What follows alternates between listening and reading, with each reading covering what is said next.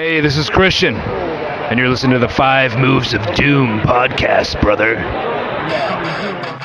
And now, the 5 Moves of Doom podcast and 5mod.com present The 5 Mod Show.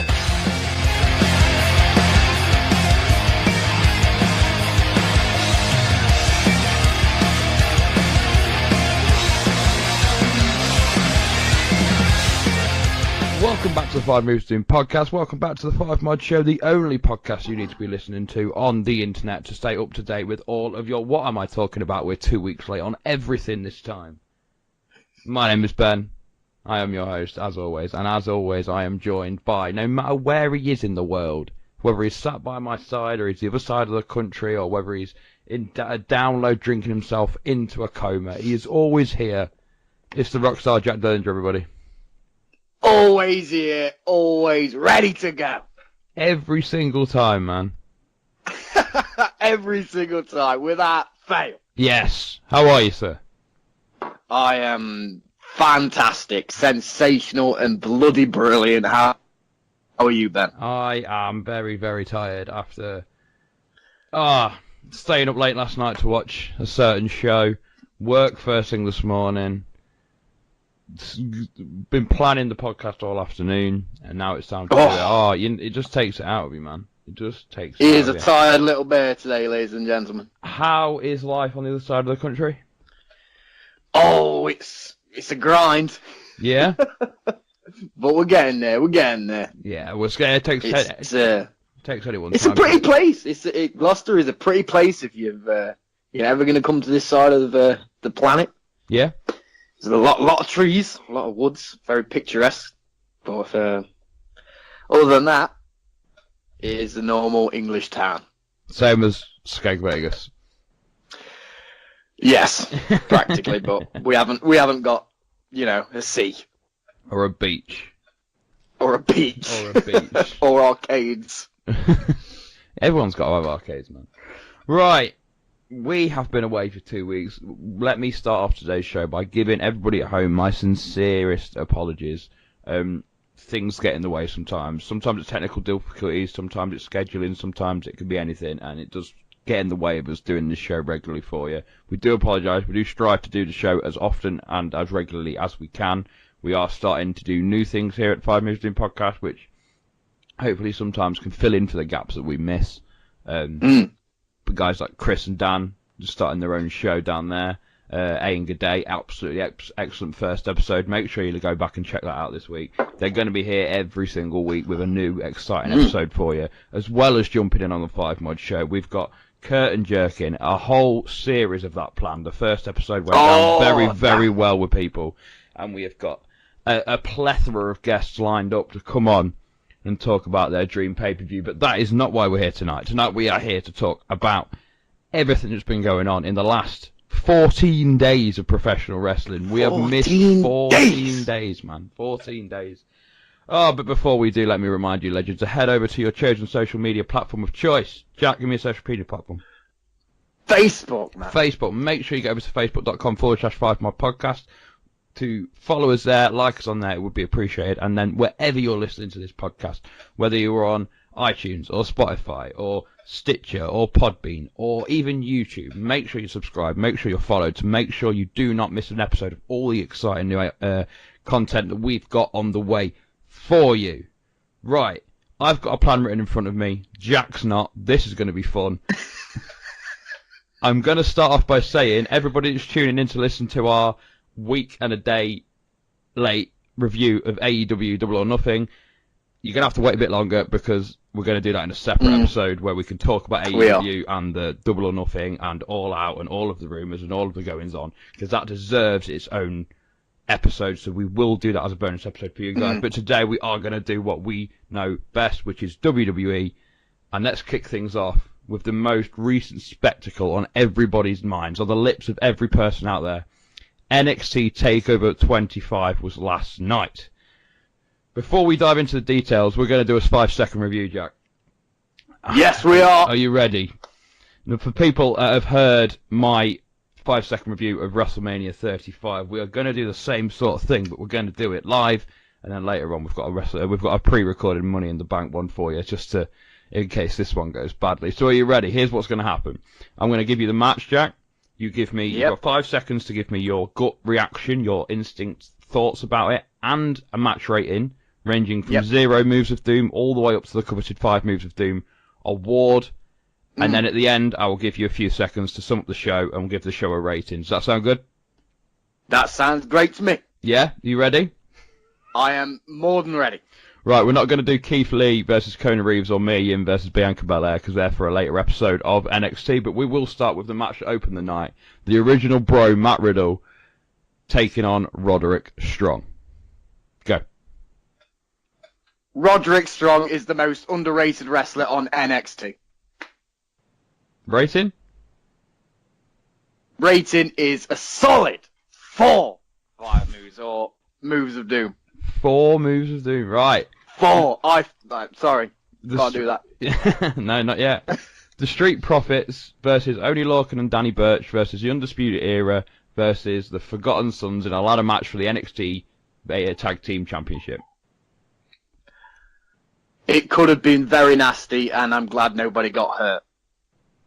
Rating? 3 moves of doom. Velveteen Dream defended the NXT North American Championship against the returning Tyler Breeze. Can the Velveteen Dream do any wrong? We have not seen anything like him in history. Rating? 3 moves out of doom. Shayna Baszler defeated Io Shirai to retain the NXT Women's Championship. 1 sentence. Was that a heel turn? Rating? 3.5. And the main event of the night, Adam Cole versus Johnny Gargano for the NXT Championship. Sorry to drop the F-bomb, but match of the fucking year. Rating? 5 moves out of 5. 5 moves of doom. Go on then, sum up the show. I was expecting it to be absolutely insane. It didn't quite live up to that, but I think it was an absolutely outstanding show. The opening match, wow, just wow. I could not, but I thought it was going to be good, but I didn't think it was that good. And Roderick Strong is just on another level at times. I was really disappointed. My predictions didn't come in. Nope. I predicted a clean sweep for the era, and that didn't happen. The tag team ladder match I thought was so dangerous at times. I just thought they wanted to put so much effort into it, and you could see they wanted to do really well, but I just thought it was a bit dangerous at times. Just got that, like, Kyle O'Reilly nearly died 3 times. Yeah. Like, he nearly got capitulated by a ladder. But it was like chaos in a good way, but I just thought, let's just, compared to Money in the Bank ladder match, which I thought was one of the best ladder matches I've ever seen. Yeah. So, the women's title match was very good. I just confused about the ending. I think everybody was. Yeah. I don't know if that's a heel turn or not. It was very vicious and it was very, out of character. But then people, you could say, well, she's had it coming and stuff like that. So nobody seems to know that. And the main event was, man. Before we go on, give me a rating for the entire show. 4.5. 4.5 moves of doom from Jack Dillinger. Right, I'm listening to your reviews and I can't find anything that I disagree with a lot. I'll be honest with you. We need to talk about some of the fallout and the consequences of what happened last night. The first thing is let's put this into context. Our rating system here at 5mod only goes up to 5 moves of doom, but in the outside world, that was a 6-star main event. Oh, I was tempted. That was up there with, that is as good as Omega Okada and Omega Jericho. And everything. It was 32 minutes that main event for. That's unprecedented in WWE. That is unprecedented. God, it was so good. And my the boy finish Adam as Cole. well. You know what? I've got one nitpick. Is if we're going to let Adam Cole do the Panama Sunrise, that should be his finisher. We're living in an era where a Canadian Destroyer is a setup move. That's ridiculous. I thought him kicking out of the Canadian Destroyer on the outside was a bit much. Yeah. But I mean, in the Indies, you get Canadian Destroyers on the apron and they kick out. And in Progress, you had a Canadian Destroyer from the balcony and they kicked out. I mean, any other move, and it's sort of like, oh my god, yes, let's carry on. But the Canadian Destroyer, the Panama Sunrise, whatever you want to call it, it is that deadly and it is that much of a spectacle of a move. It's physically dangerous to do. I'm surprised WWE even let him do it. But if he does, surely that's got to be his finisher. But maybe Triple H knows at the back of his mind he ain't doing it on the main roster. Do you reckon? Is that why they keep him with a last shot? That's the only thing I can think of. Ray does it on the main roster. Oh, yeah, he does. And Ray and Andrade did it. Yeah. I also want to point out that I just didn't like how much punishment Matt Riddle took. No? There was a spot in the match where Roderick Strong was just on fire. Like, I couldn't believe what I was seeing. When he was just bouncing off the ropes and taking the punches. Exactly. Yeah. I like Matt Riddle. I'm glad Matt Riddle won. But I do agree. They have to. The Indies have this thing where some matches go too far. Where you think, well, that'd kill a normal person, and you're kicking out at 2. WWE, NXT is definitely their love letter to the Indies, but they need to just be careful that they don't go down that same path. Yeah. Do you know what I mean? If you have a big finishing spot, have a big finishing spot. Don't have 7 false finishes in one match, because then if you save that spot that you're going to kick out of, you can do that next time. You can do it the time after. So don't shoot your load all at once, so to speak. But if anyone was going to take a beating like that, it was Matt Riddle, weren't it? Look at the size of him. I thought Roddy Strong was good anyway, but that I was like, oh my god, that's outstanding. For me, Roddy, he was brilliant. He still just lacks something. Vince would say he lacks it. I don't know what it is. I don't think he'll make a splash on the main roster, but I think he's as a mid carder. I think he's fine. Like easily US title or something like that. Yeah, something. The worst thing is though, Roddy Strong. He's not going, like you say, he's not going to make a big splash on the main roster. He's not going to be someone that Vince is clamouring to get up to main. He's going to end up on 205. If the era don't come up together. Well, this is my next question, because there's been this tease that somebody's going to leave the era, and it looked like Roddy Strong. But last night, everybody lost apart from Cole. Yeah. So is there a chance Cole's going to be dumped out? Oh.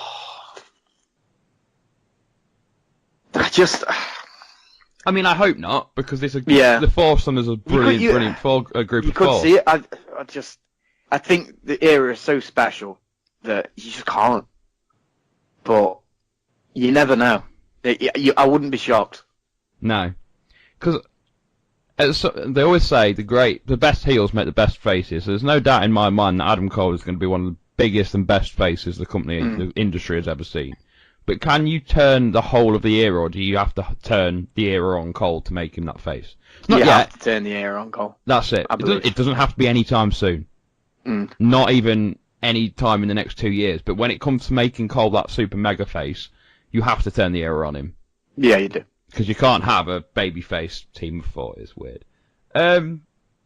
What's next for Gargano? That is the one question I was thinking about earlier on, and I haven't got the answer. He either goes up, which I can't see, or if you've been cheap plug, but if people's been paying attention to the weekly roundup of NXT Takeaways, my predictions was the era would clean up on Saturday night. Yeah. And they would go on a complete rampage in NXT. Just complete domination. 2-3 months of just unstoppable force. Bullying Regal. Getting Triple H's face. Nobody can stop him. Strong wins the North American title straight as fast as he can. Yeah. I would have had the Kyle O'Reilly and Bobby Fish win the tag team titles. So it's literally just dominance. Yeah. Until Tommaso Ciampa comes back for Goldie. I thought, just give me that storyline, please. And he can take down the era with Gargano's help. I mean, I keep Gargano out of it, but returning Tommaso Ciampa as a face. The numbers, would be mega. he's going to need somebody with the numbers eventually. Yeah, but one of my gripes in professional wrestling is when you get the mega heel faction and they get taken down by a mismatch of random faces. Now, I know Tommaso Ciampa and Johnny Gargano aren't random faces. They have got a love-hate relationship to rival Triple H and Shawn Michaels, but now they are very much two single stars, and it would feel like they were just piecing them together. One of the reasons that I didn't like when Nexus lost at SummerSlam was that John Cena's team, even though it was just Super Cena, was just random faces put together. There was no storyline cohesion or anything. So, I think if Ciampa returned to take on Adam Cole on his own and defeated Adam Cole to reclaim Goldie, and then the era went up, that's your story, really, I think. So, I honestly don't know. I can't see anything for Gargano. I can't see Gargano going up, because they called him up at the beginning of the year as a tag team. Then when Ciampa got injured, they said, oh, well, we don't really want you on main now as a single star, go back down. So why send him back down to bring him back up later, unless he just gets dumped on 205 Live? Yeah, that's the only way. That's the only thing I can see. Surely there's nothing left for him in NXT. There's nothing. He can't do anything else. He's held every championship. I'm sure he's won... No, he's not won the Dusty Classic, has he? No. But he's been in the Dusty Classic, he's been in the Cruiserweight Classic, he's held every championship, he's been in so many main events. He's still not got any charisma. He can put on one hell of a match, though. He is so bland. It's so bland. And that's sort of why I never really connect with Johnny Gargano. I've got tons of respect for the fact that he's an amazing wrestler, and he is an amazing wrestler. And he puts on 5-6-star classics time after time after time. But he's got no character, and he's got no drive, and he's got no... Outside of, oh, Tommaso Ciampa, you were my best friend, what's he got? I don't see him being as big as a star on the main roster as people think he will eventually be. And that's I have got worries about his character. He needs something. Yeah, there's nothing... There's only so many times you can say, this was my dream. Yeah. Speaking of dream, what's next for him? Oh, I don't think he's too far away. From the call? I really don't. I don't think he needs the NXT title. No, I don't. I assumed that he would be putting Breeze over as Breeze's big return to NXT, and then Dream would go up this week, but it didn't happen. Yeah, I don't really. I love the selfie bit at the end. Thought that was brilliant. Nice little nod to him. The thing is, it worked. It works perfectly if that was Tyler Breeze's one and done, right back to main. But he's not. He's back in NXT full time now, so they needed to establish him as a entity again. Yeah, didn't really. I had that feeling all match that it'd pick up the win. Yeah. But, who knows, man? Who knows? That's it. Sorry to keep dragging up Takeover from last night, but we do need to talk about Shayna and the fact that she's just going to retire as NXT Women's Champion. I saw a heel turn coming from Candice LeRae. I just thought it was very, I'm your backup, you know what I mean? I'm going to turn my back on you. Yeah. I just thought, with everything else going on, like with me and Bianca Belair, I just thought it's too... Because she got me and is like next in line, I guess, to Shayna. I just thought it doesn't massively make sense to me for Io to go over now. I think she will eventually, but after last night, I have no idea.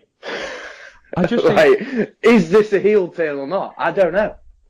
I think they've missed the boat, so to speak, with this Shayna's loss. I think it should have been Kyrie WrestleMania weekend. Because they sort of did what they had with Brock and with Braun to an extent, in that nobody's coming close to her. Yeah. Even when Bianca Belair nearly beat her, you still thought, it's Bianca Belair, though. She's not that megastar. She doesn't feel like she's the one to dethrone her. But Kyrie did. And I'm not saying that just to pander to you. Kyrie did. The story between them two, all the way back to the first Mae Young Classic, and everything, the story and the emotion and the personal rivalry and everything, it just felt like this is Kyrie's moment to dethrone Shayna. And I texted you that night, all the way back at Mania, going, oh my god. Who's left to beat Shayna? There's nobody left. That's it. And then we had the same reaction. We all thought it was going to be Io. Now, I've got to admit, I dip in and out of NXT weeklies. I see what's going to happen, like what's booked for it, and I jump in. I get the impression, even though I love Io Shirai, and I really do, she hasn't really landed quite the same extent as Kairi Sane did. And even going into this match, I thought, Io Shirai is amazing, but she doesn't feel like the person to dethrone Shayna Baszler, but she's got to. And then she didn't, there was so who's there was left the now? moment with the kendo stick on NXT where I thought, right, this is the moment, people are going to get behind it now. Yeah. But you're right. I don't know if this is going to be the end of it. Is there going to be another match between them both? I honestly, I don't know where to go from here. It's like you say, and the thing is as well, is did she turn heel? Yeah. So if she... It wasn't like a solid heel turn where you think she's definitely gone. Yeah. Or it was just, but she had a reasoning. You could see why she did it, because she was so frustrated and she took her anger out and she just snapped. But historically, that's a heel turn. Yeah, and I agree, but when you got to look at the bigger picture, if she's turned heel, she's not getting another shot at Baszler. That's the problem. And there's no one else, because Candice LeRae suffers from the same thing as her husband, in that she's an amazing talent, but the character's not there. Triple H does like Gargano a lot. He does, yeah. I wouldn't be shocked, but...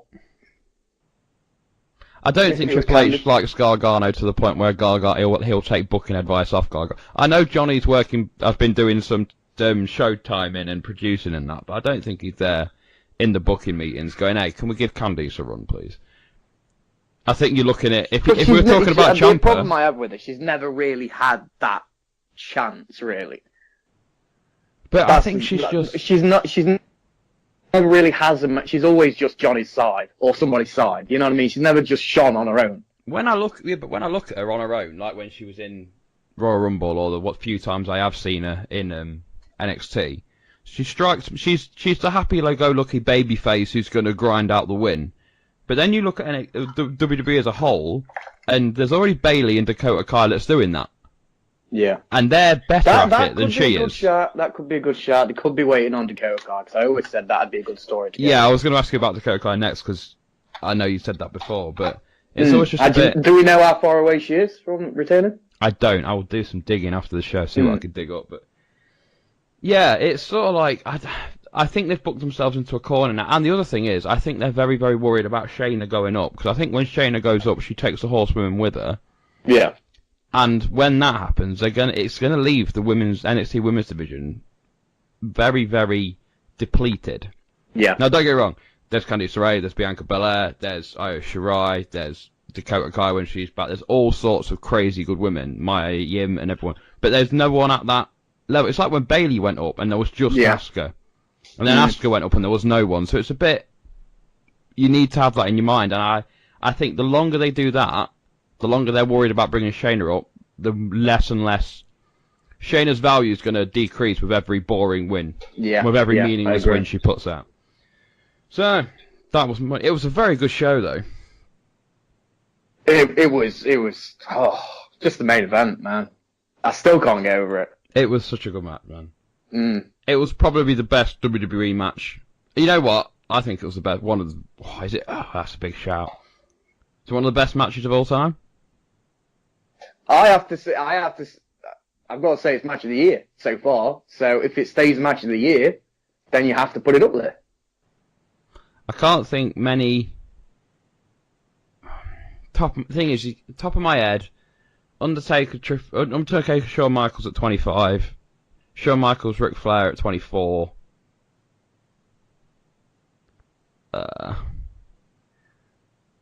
Punk and Cena at Money in the Bank. AJ Cena. AJ Cena at the Royal Rumble. Although that had the wrong winner. That would have been 6 stars if AJ had retained. 7 in the Tokyo Dome. So that's what I mean. You struggle to find some way of going, no, this match is better, because it was that good. Yeah. It was that perfect. The crowd was on point. Nobody missed a beat. The moves looked terrible. The one thing, but like we say, it's probably because Triple H knows he's not going to do it in Maine, is I think that Panama Sunrise should be the finish. Yeah. That was. But the finish was still perfect. The Oh, it Panama was. Sunrise into the knee. I thought Yeah. that's it. That's anybody down for the count. Do you know what I like about it as well? It's got a name. The last shot. Yeah. It's not just the knee. Yeah. It's the last shot. Yeah, it was brilliant. It was a really good night. This is the only thing I'll say on it until we do our special later in the week. I think it was better than Double or Nothing. Oh, big goal. Because you look back at Double or Nothing and there was 3 amazing matches. I think everything hit it out the park last night. I think it did. But we'll talk about Double or Nothing on its own episode. Right, guys, you heard Jack then do the 5-second review from from NXT Takeover 25. As a special treat, I pre-recorded mine because I wanted to make sure I got it right because I know I can change my mind. The whole point of the 5-second review is that rather than sitting and looking back and picking fault, it's just an gut instinct to the match. Yes, I liked it. No, I didn't. This is what I thought. This is my review. That's what wrestling should be. It should be an instinct review, an instinct opinion on what you see, and then you should stick to it. So that's why we do it. But here is my 5-second review for Money in the Bank. Well, Money in the Bank 2019 is done and dusted and in the history books, and this year's show certainly left fans with many, many, many questions and talking points. So, without further delay, here is the 5-second review of WWE Money in the Bank 2019. But before we do dive into the review, let me remind you the legends of the rules. Number 1, each match gets 5 seconds for me to talk about it. Number 2, there is 10 seconds to sum up the entire show at the end. Number 3, the verdicts of the opinions of myself and myself only. And number 4, match ratings range from 0 moves of doom all the way up to that coveted 5 moves of doom rating. There will also be a rating for the whole show at the end. Let's carry on. The Women's Money in the Bank ladder match. Probably the best women's Money in the Bank match we have seen. There was great spots, fluid transitions, and the right winner. Dana Brooke was also brilliant as well. 4 moves of doom. Rey Mysterio versus Samoa Joe for the United States Championship. Quick, and I'm assuming because of Joe's nose, although later on we would find out about Rey's shoulder. Why can't we get a proper match out of these two? And for that reason, 1.5 stars. Miz versus Shane McMahon in a cage match. This went about as well as can be expected really. Worked punches, a coast to coast, over-reliance on a chair, Miz being screwed by the ref. Enough said. Oh, and there was the world's worst frog splash in there. 2 moves of doom. Tony Nese versus Aya Davari for the Cruiserweight Championship. It's a shame because these guys on 205 Live are some of the best athletes in the company, but I have zero interest in the Cruiserweights. I am really, really sorry, guys. The match was okay, I guess, but I'm not invested in either guy. 1.5 moves. Becky Lynch versus Lacey Evans for the Raw Women's Championship. You know what? Not a bad match. Didn't have a lot of faith in Lacey going in, but she proved us wrong. It was all carried by Becky, to be fair, but Lacey did hold her own in the biggest match of her career yet. Nice match. 3 moves of doom. Becky Lynch versus Charlotte. What do you say when Lacey Evans puts on a better match than Charlotte Flair? I think Becky struggled to go back to back here, and the lackluster match was the proof of it. But the screwy finish protects her going forward. Looks like Lacey's going to continue her feud, and Charlotte is going to move on to someone else. 2 moves of doom. Speaking of someone else, Bayley cashes in her Money in the Bank contract. Nearly 2 hours after she won it earlier on. And listen to that crowd when she cashed in. Bayley is right where she belongs, and now please WWE, please book her correctly. This doesn't really get a match rating, but in terms of a segment, it was a 4 moves segment. Roman Reigns versus Elias.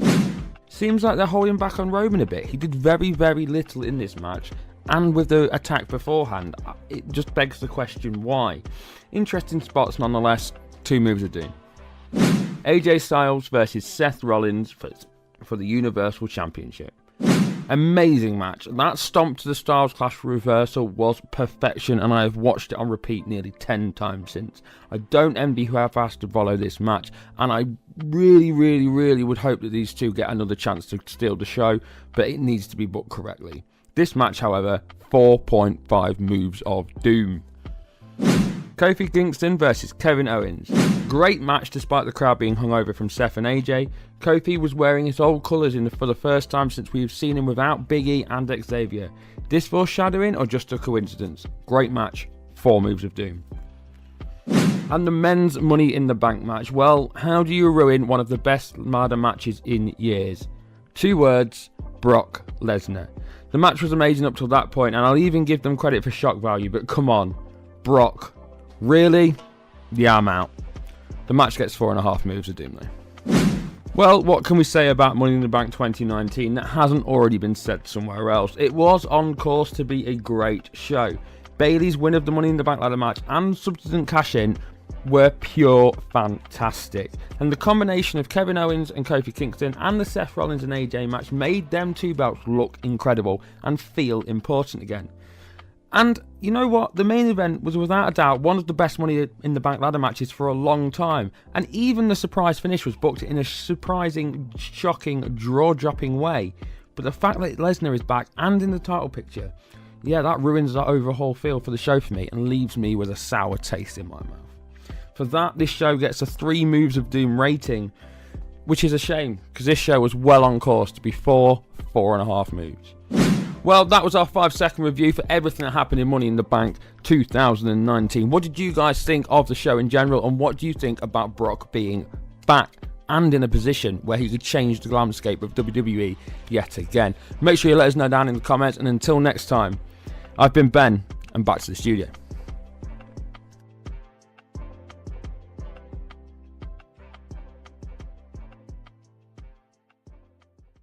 Right, guys, welcome back. Thank you for listening to that. Money in the Bank was 2 weeks ago. A week ago? A week ago. 2 weeks ago. Was it? Was it?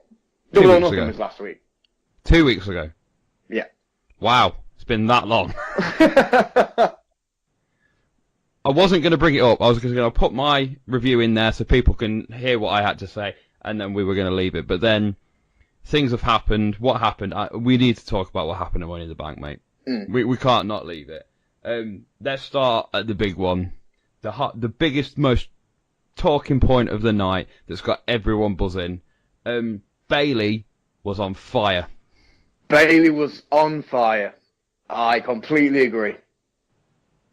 The win, we both said in the predictions, oh, it might be Bayley. Nah, it probably won't be, but Bayley's a good shot, and then she won. I was so happy to be wrong, because the crowd were behind her. All this stuff with Sasha seems to be forgotten, like she's working hard, and then 92 minutes later she cashed in on Charlotte. I was a bit gutted that Charlotte beat Becky, but what can you do? And she came out, and the pause, I'm going to gush about wrestling now, when she's just stood there, staring at the briefcase and looking at Charlotte and thinking, yeah, now, it's now. And then she just elbow drop, 1, 2, 3. The crowd erupted. She's back on top, back where she belongs. Oh, it was a great moment in wrestling. It was a very, very good moment to be a wrestling fan. Completely agree. It's. Do you know? I just want to point out before we continue. I've seen a lot of comments online saying WWE haven't put a great pay-per-view on in how many 2 years or whatever. I would say, are you mad? Yeah, Money in the Bank was outstanding. It was incredible. Royal Rumble was outstanding. Mania was great. Mania, there was a good 4-hour pay-per-view somewhere, but it was, I don't know where it was in the 8.5 hours we were watching wrestling. But you know what? We've been saying for years, use Bayley right. Come on, Bayley's your star. Book her correctly, book her strong, give her the big moments, and she'll pay you back. And this just felt so right, and it felt just so good. And I'm glad the crowd was on it, not on the back as well. That's which it. Is nice. That's it. And some people online are going, oh yeah, well they only did it as a dig at Sasha. Let them have a dig at Sasha. If this is the moment we're going to get out of Vince going, right, well you're going to be Marty, I'm going to put the belt on your best friend. Do it. You know what I mean? She's not... Completely agree. It was such a good moment. I have heard rumours online that the plan is to get the title back on Charlotte soon as then Charlotte will be a 10-time champion. Don't know how. I've not found any substantial sources behind it, but there is a very distinct chatter that that's the plan. Yeah. I kind of hope not. And looking at WWE TV, it does seem to me that they're going to do Charlotte and Lacey instead, which is interesting. So good. Bayley was amazing. And that's what we need to talk about. Now we need to talk about the other thing. What did you think about Brock winning Money in the Bank? I thought it was genius. I'm sorry, I did. Yeah, me too. You know, when I saw it, along with the rest of the world, I went, "Oh, for fuck's sake, really?" And then I was like, "Well, hang on. It's a shocking moment. No one saw this coming. It means that Brock can walk back in to the title picture whenever he wants, which no one's going to want, and he's a heel, so that's instant heel heat." And then he came out on Raw the next night, dancing, with it, carrying it on his shoulder, and then the week after that he came out with music to go with it. Oh, you know what? This is the best Brock we've seen in 15 years. It is. He's so fucking good at the minute. Brock's at his best when he's got that comedic side to him. When he just doesn't When he give a was shit. with his magazine backstage, that's what I always think of.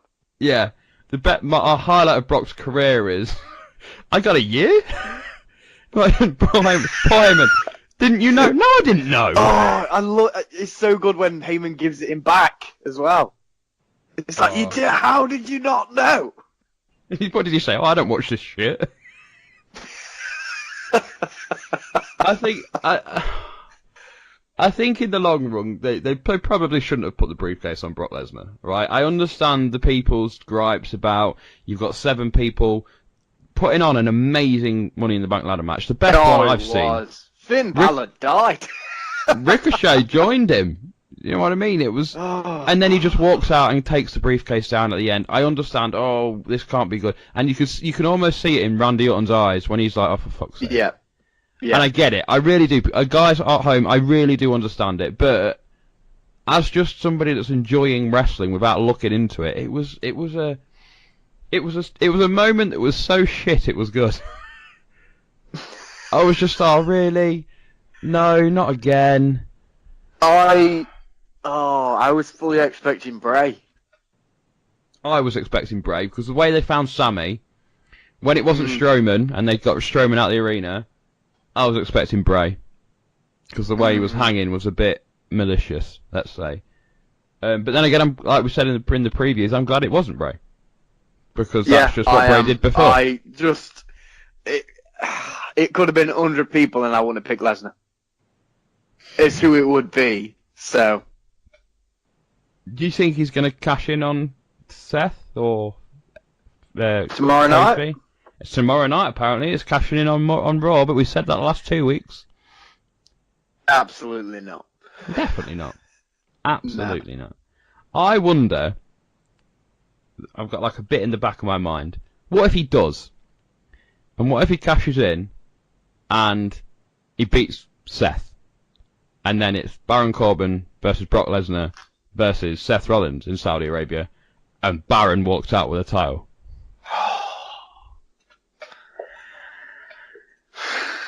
Be good, man. Be good. I've always been an advocate for Baron Corbin. I'm sorry, that's not a popular opinion, but I'm coming round to the Baron Corbin way of thinking. He's so hated. It's incredible. And I just think it is somewhat it's warranted, but people just get out of hand saying he's the most untalented person they've ever seen. He can. Oh no, he can wrestle. He can wrestle. He can go. And you don't realise how big that man is until you see him in person. He was huge when I went to watch WWE.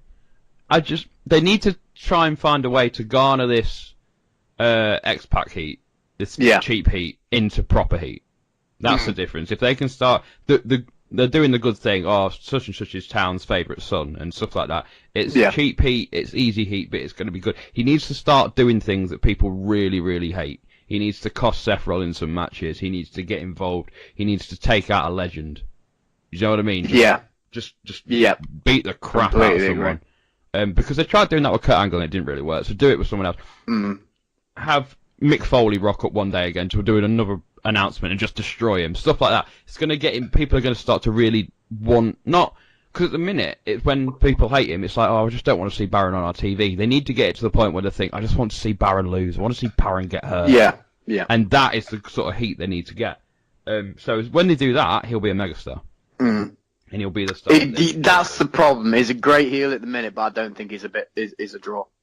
Oh, no, he's not a draw. people will actively turn away, especially when, and I hate to do it, and I really don't want to do it, especially when AEW, which are going to be going up against them, have got Dean Ambrose popping up out of nowhere. And then you look at what WWE are doing in response. Now, don't get me wrong, they've not responded.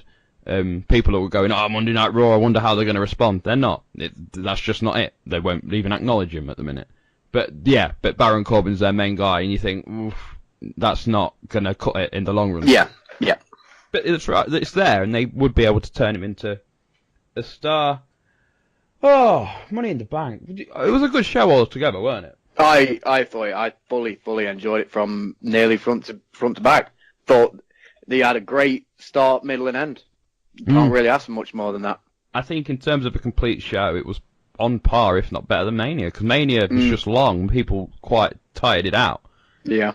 But I think Money in the Bank, Royal Rumble's probably still my favourite pay-per-view of the year. Yeah. If you don't include takeovers. Oh yeah, completely agree. Money in the Bank comes close. I mean, in that match, the main event, I think was. Yeah. Oh, so I keep going in my head. I keep going. Oh, Adam Cole's brilliant, isn't he? And now he's champion, man. My notes say Kyrie Corner next, but I understand she's not done anything. Oh, you had to bring it up, didn't you? Well, no, ladies and gents, we haven't got a Kyrie Watch or Kyrie Corner this evening. She hasn't done anything. Ben's right. She hasn't been on TV. She hasn't. She was on live tour. She had a dark match after SmackDown went off air against somebody I can't remember, but that was it. She hasn't been on TV since, and so I have nothing to say. Yeah. So if anybody knows the whereabouts of Kyrie Sane, please let us know. Jack's quite worried. Yeah, please actually let me know. I'll fly there. Yeah, so that'd be great if you was. Right. We've got one more thing to talk about, then we'll finish off with your questions. So I know this is another couple of weeks old, but we couldn't let another week go by without talking about it. Last week, Mick Foley was on Raw to unveil a brand new championship that was announced 24 hours previously that was going to happen. It got the world talking, it got the wrestling world buzzing. What could it be? Me and my friends at work spent all day throwing ideas at each other, one of which was mentioned by yours truly, of a 24/7 championship. And 24 hours later, we got one. Yes. I don't want to say that they got the idea from me, but they got the idea from me. What do you think about this 24/7 title, man? Give me your take on it, Jack. Didn't hate it whatsoever. People are so quick to judge. It's incredible. Yeah. I was just like, oh, this is It's going to be hilarious. fun. Exactly. That's what people wanted. They want fun. They want excitement. Yes, it doesn't look great. No, it doesn't. I said it's going to be fun and it's going to be excitement. It looks like a boxing title. Oh, a really bad one at that, yeah. You know, truth's brilliant. It can be just something fun you can fill the show with. So yeah, I like what they've been doing with it as well. It gives that Attitude Era vibe to it. You know, like with the old hardcore type where people were running around backstage after him and that. This is going to have that. And Truth losing it to Elias and Elias winning it back, absolutely brilliant.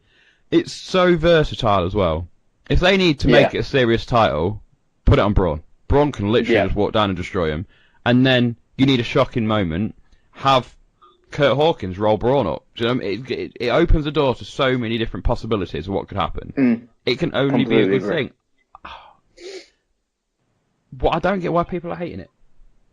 But I think people majority of what I've seen are coming around to it. I was just a little annoyed at people just completely, like the crowd as well, booing the hell out of it. I was like, come on. Yeah. Just give it a chance, man. Paul Mick Foley. But, yeah. When you've got, I guess, I'm going to mention it again, when you've got Bret Hart unveiling the AEW World Championship, and then you've got Mick Foley doing the 24/7 title. And announcing that they're going to turn the lights off for the last third hour of Raw every week. Yeah. I've been telling you that for years. Go back to an old, darker setting. Look how good NXT looked last night.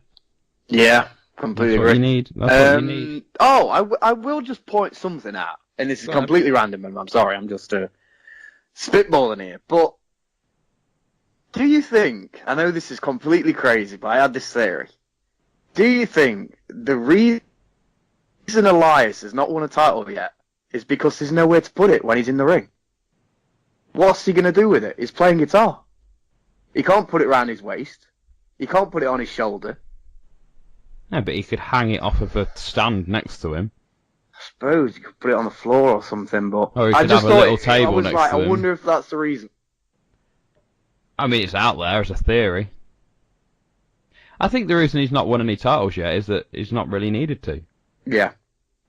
He's not a character that goes after championships. That's why people say, oh, Bray Wyatt's only ever won a tag title and a WWE championship. That's not good enough. Bray's character never wanted championships. Yeah. It wasn't somebody that was there to win titles. Bray's character was there to inflict pain and to hurt people. That's what he did. So you need to understand, people need to understand that, okay, in theory, every individual person there wants to be champion, but you play to your character, and his character didn't need to be champion. In the same way Elias's character isn't even there to wrestle. He's there because he wants a stage to perform his music on. Yeah. And then that's what he tries to do every week, and as a result gets into a wrestling match. Oh, I love the electric set as well. The pale white Stratocaster. Oh my goodness gracious me at Money in the Bank. It was I've got a theory. Do you think Roman's not as fit to wrestle as they make out? Would make sense. All I'm thinking is, didn't do a lot of Mania. It was a relatively quick match against Drew, where he didn't take that many decent bumps. No. Cut to Money in the Bank. Cut to leading up to Money in the Bank, and he's in a few matches that are tag team matches, and then keeps getting jumped by Shane and Elias and McIntyre. Not doing a lot. I went to see him in a live show. He was in a 6-man tag where he literally tagged in, hit 3 Superman punches, and tagged back out again. Cuts to Money in the Bank. They do a bit before the match where he gets hit by a guitar, and then makes his miraculous comeback. Hits 1 Superman punch and 1 spear, was it? Pins 1, 2, 3. And then after that, he's not really done anything on TV since. It could well be, but you couldn't blame him for that at all. I mean, you could easily say, well, they're just restricting him so that he doesn't go back to being booed. They're just getting him in the ring, doing his big 3, and then sending him off again. They get the quick Roman fix, the crowd pop for him, and then he goes gone again, rather than giving them a chance to realise it's same old Roman. But the cynic in me is thinking, he did come back very, very quickly. Yeah, he did. So, you can't, like you say, you can't blame him. Obviously, we want him to be 100%. We do not want him in there taking any chances that he shouldn't do. But if he's not fit, he's not cleared, don't have him in the ring at all. And that's just speculation. Again, the same as you. It's just speculation. It's just something I picked up on, but I thought I'd throw it out there to you. If he's limited to what he can do, I don't see why that's a massive problem. I think that because he is pretty much the biggest draw they've got. So. Oh, outside Brock. Brock's still the biggest draw. Yeah. So I just I can see why they've done it. I just worry that they can't do that forever. Yeah, oh yeah. Completely. They're gonna have to.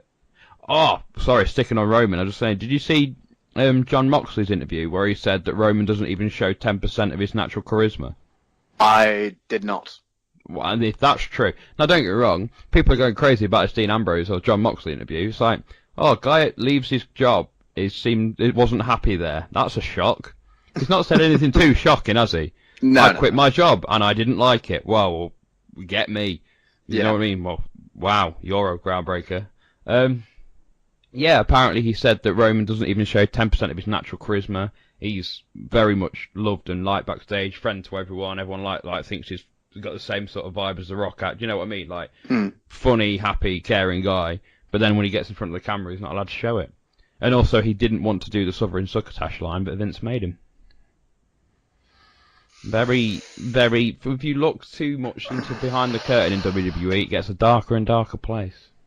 It does, unfortunately. And, that's diving into a lot deeper things. But Yeah, we'll got that another day. Let's not bring everyone down after the highs of Money in the Bank and Takeover. Right, we've got just about enough time to answer some questions, Jack. Let's do it.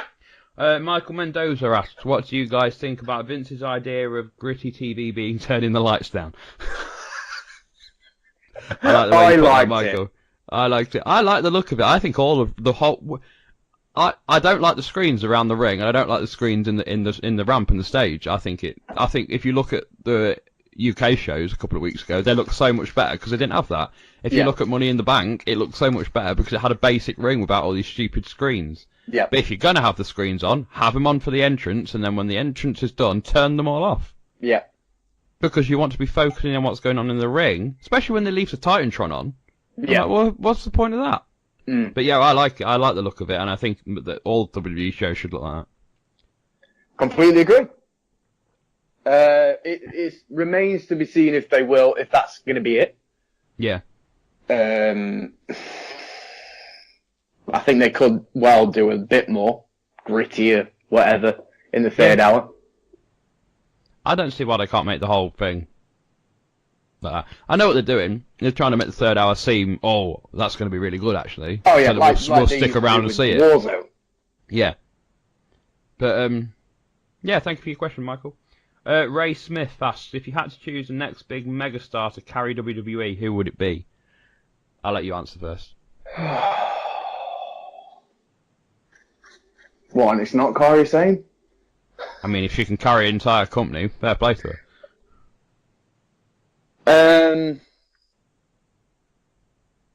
The next, so they haven't been in the main event scene yet, or? Whoever you want. Because I know I'm picking. Well, of course you know who you're picking, then. Oh, I don't think you do. Oh, I'm gonna go with Kevin Owens as a face. I honestly believe it. I'll keep banging on about this, but I'll keep repeating it. Kevin Owens as a face is money. Do you think I'm about to say Adam Cole? Yes. No, I'm not. I think Adam Cole's going to be amazing, but I don't think he's a company carrier. I've been in the room with this man, and I heard 15,000 people go mental for him, and I said to you like the other week, why the hell is he not the man? It's Braun Strowman. Oh, right. Braun is the man, right? He has got the look, he has got... Okay, if you're being very critical, he's got a very limited moveset, but everyone has a limited moveset. Like, The Rock only had 4 moves, Austin only had 5 moves. Do you know what I mean? You do your greatest hits and you get out again. They went mental for him when I was in that show. When I was at that show, they went absolutely crazy, and I do not see why they've not strapped the company to him and told him to run. It's a good idea. Cole will one day be the star. He's the next generation of Shawn Michaels. He's the next incarnation of him. He's an absolute genius. As a dark side, because you picked 2, I will say the Velveteen Dream as my backup. Good call. So we've picked a star and a vice star. Thank you for your question, Ray. Jensen Bailey asks, interested as to whether you two guys watch anything outside of WWE. Not accusing anything, just wondered how much of the outside world you were aware of. Don't know if you know this, Jensen, because he's not said it in a while, but Jack used to call me the man that watches everything. I watch every single wrestling show I can get my hands on. So yeah, I do watch a lot. He does. It is true. Yeah. I only venture out to Japan, that's it. And only for New Japan at that. Yeah. I mean, the reason we only talk about WWE is because that's what everyone knows. That's why we love wrestling. It's why we're here. And it's whether you love it or hate it, it's the central point of professional wrestling, and that's why we love it. And finally, Carl Mayfield asks, why do you think that Corey Graves has declined so much as a commentator? It was genuinely the greatest announcer in the company when he was in NXT, but he has sadly descended into crying about fair wins and creaming over Mandy Rose. One name, Vince McMahon. It's got completely just Vince McMahon hindering in it. Yep, completely. WWE has always had this idea that the colour guy needs to be the heel guy. Yeah. And I think it hinders him a lot, because Corey works best when he's not a heel guy and he's not a face guy. He's just... If you think back, like... Michael Cole, he calls himself the voice of the fans and that, and things like that. Corey is the voice of the talent. Yeah. He's in there. He has friends. He works with them. He used to wrestle with a lot of them, and now he's on the desk talking on their behalf, so to speak. And that's when he's at his best. But you are very right, Carl. He really annoys me on commentary at the minute. Oh, he has his moments, but I will stick up for the heel face commentator conundrum because JR and the King back in the day, JR was the King was absolutely hilarious at times. If you watch his like early stuff in 94, 95, 96, 97 even, he was just hysterical. He was. I'm not knocking the heel face dynamic itself. It's just that Corey is best when he's not in it. Yeah. That's why he was always best as the he's third not man. committed enough for me, I don't think. No. He doesn't do it quite enough. He's like the English guy out of NXT, never remember his name. Nigel McGuinness. McGuinness, exactly. Is he a heel commentating? Nobody seems to know. Sometimes he says heel stuff and backs the heels, but other times he's more... Yeah, the other thing with Corey is it's going back to something I said. Remember when what I said after Mania about Charlotte complaining that she lost a triple threat, but she still lost the title? Corey goes down that same sort of thing. He'll be like, he got like when Samoa Joe got rolled up, he had his shoulder up. He's going mental about the rules, but then Samoa Joe wins and he shouldn't have won his other way, and he's completely defensive of him. You have to be consistent in your points. And he's so offended when people win that he didn't want them to win. It makes him sometimes unbearable to listen to. And the worst thing in the world is hearing him talk about Sasha or hearing him talk about Mandy Rose. It is absolutely pathetic the way he speaks. Yeah, I completely agree. On the subject of commentators, I will just point out Beth Phoenix was bloody great on Money in the Bank. Takeover, sorry. She was. She is very good. Let's hope she doesn't fall into the Renee Young trap when she comes to main and isn't any good at all. I don't want to compare them both because Beth is obviously a veteran. So yeah, Beth is Beth, isn't it? It's very easy for Beth. Renee Young's an announcer, as Beth was a wrestler turned announcer as well. Yeah. It's always that differentiation. Well, thank you for your question, Carl. I hope we answered it well for you. That is about all the time we're going to have for you tonight. Thank you very much for your questions. Thank you very much for you guys at home for listening to me and Jack. We could do this podcast without you guys, and it means the world that you take an hour out of your day to listen to us ramble on. Let me give a big thank you to my co-host, Jack. Thank you for joining us all the way from across the other side of the country today. And let me give a shout out one more time to the future shows we've got coming on. We've got A and Good Day coming every single week, Wednesday or Thursday time, that'll be going out, where our resident international stars, Chris and Dan, will be bringing their own international flavour to the 5 Moves of Doom to talk about various aspects of wrestling, past and in the very, very near future. We will have a full series of Curtain Jerk in the show where we get our favourite podcasting guests on to come and talk to us about their dream wrestling pay-per-view. We will be back next week to talk about whatever happens this week. Am I right in thinking that Saudi Arabia is this Friday? Yes, it is, I believe. We will possibly be back in the week to do predictions as well as talk about AEW at some point, because I know you're all clamouring for us to talk about that. But until then, we'll see you all next time.